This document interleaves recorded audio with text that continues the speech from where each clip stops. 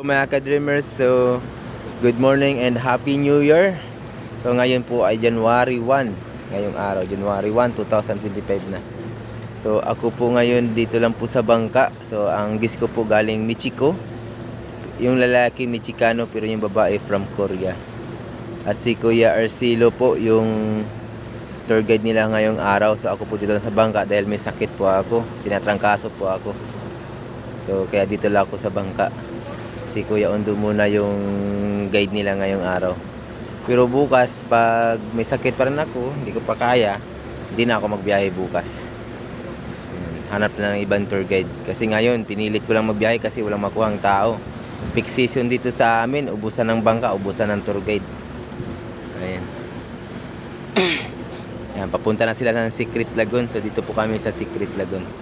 Ayan, mataas po yung bato po na yan, limestone po yan. Doon po yung beach. Ayan. Mamaya pwede silang pumunta doon at saka mag picture taking.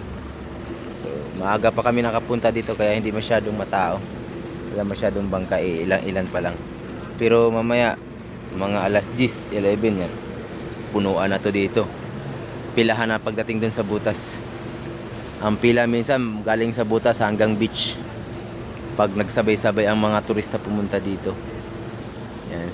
Siya nga pala si Kuya Arcelo po. Search nyo po yung YouTube channel niya, Facebook niya, meron din siya Instagram saka TikTok. Pangalan niya po Arcelo. Ano nga pangalan? Ano nga pangalan ni Arcelo ba di? Anong apelyido niya? Garcia, no? Yeah, Arcelo Garcia yung kanyang full name. Yung middle name niya hindi ko lang alam. Makikita nyo yan siya na matangkad na payat-payat lang. Yan. Yan, papunta na sila doon, no? Mabaw-baw na doon banda pero mabato. Okay, hanggang dito na lang.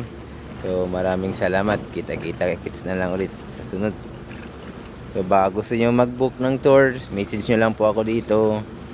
Bigay ko rin yung WhatsApp number ko. So call nyo lang po. Tawagan nyo yung number ko para maasikaso ko yung kwan nyo. Ang tour nyo dito sa El Nido. Private or sharing, we accept. Yan. Okay, salamat sa panonood sa inyong lahat.